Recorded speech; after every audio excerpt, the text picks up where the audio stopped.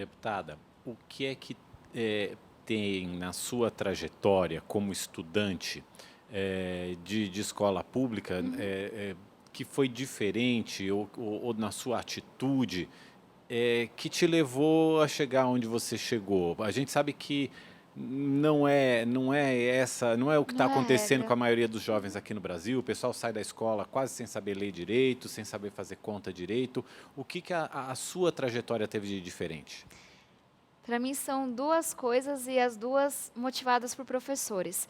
Quando eu estudava na escola estadual Isaltino de Melo, ali perto de Santa Amaro, Sabará, a gente teve a primeira OBMEP, lá em O que é 2005. isso? É a Olimpíada Brasileira de Matemática de Escolas Públicas que vai acontecer agora e todo mundo deveria Opa, participar. Olimpíada Brasileira de Matemática. Maior Olimpíada do mundo, já chegou a 13, 14 milhões de participantes. E foi a primeira versão. Ninguém sabia o que era aquele negócio. Só sabia que era uma coisa assim, meio competição. E uma professora falou, vai ter uma prova. E eu sei que você gosta de estudar. Sempre era quietinha, gostava, tudo.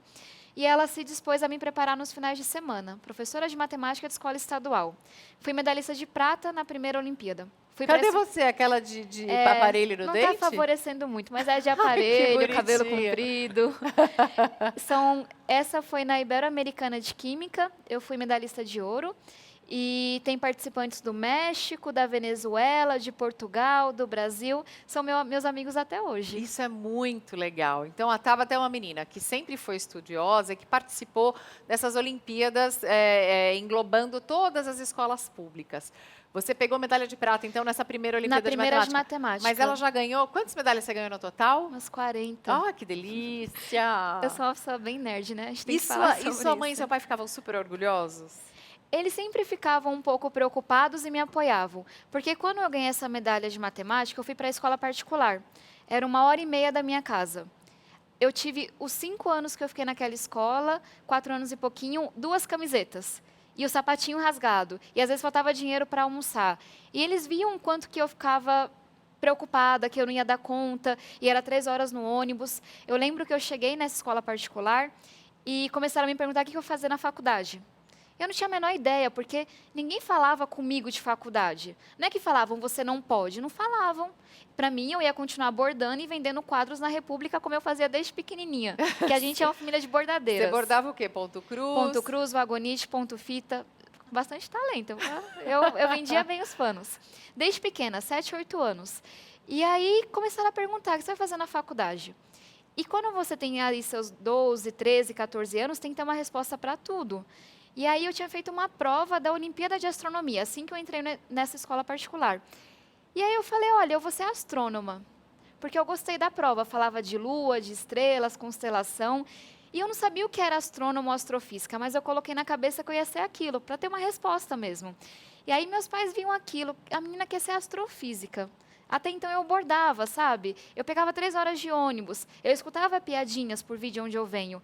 Então, acho que eles sempre tentavam apoiar, não entendiam 100% o que estava acontecendo, mas desde que a gente estivesse dando conta, eu continuava trabalhando, tentava ajudar em casa.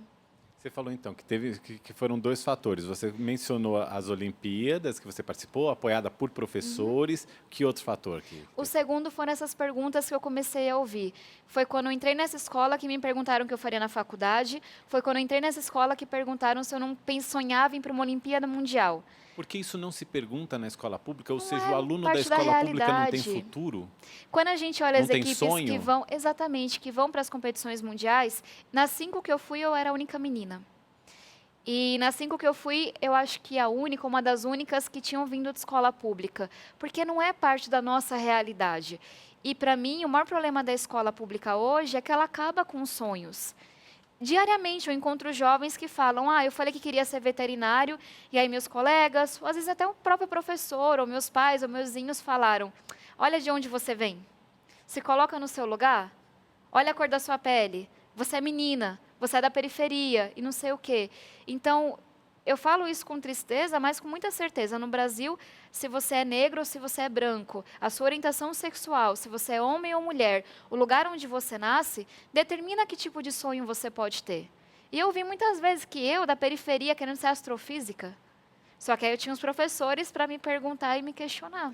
Não, mas que bom que você teve o apoio dos professores. Nem todo professor é um quebrador de sonhos. Sim, não, existem professores que são maravilhosos. Queria que você desse o nome desses professores. é muito difícil porque todos os anos tem vários. Vamos lá. A professora Simone, da Escola Estadual Exaltino de Melo, está lá até hoje de matemática, me incentivou para as Olimpíadas.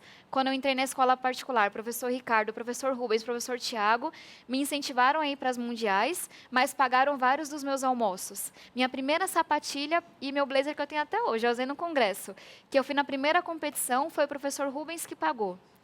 Silvinha, da mesma escola, quando eu vou para a faculdade, que eu cheguei sem falar inglês, sofrendo pra caramba. Você chegou em Harvard. Como é que você entrou em Harvard sem falar inglês?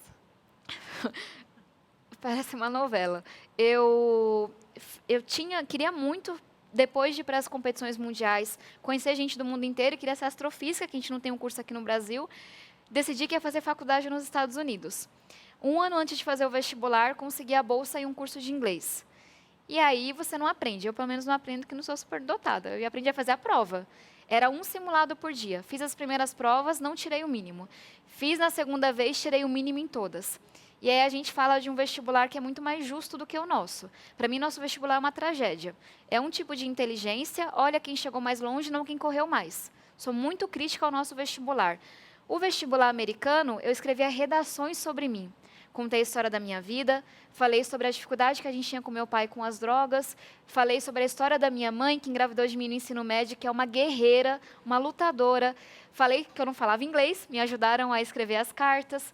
Então, ele tenta olhar quem corre mais e não quem chega mais longe. Fui bolsista em 6 faculdades americanas, ganhei bolsa, Caltech, Princeton, Yale, bolsa das faculdades.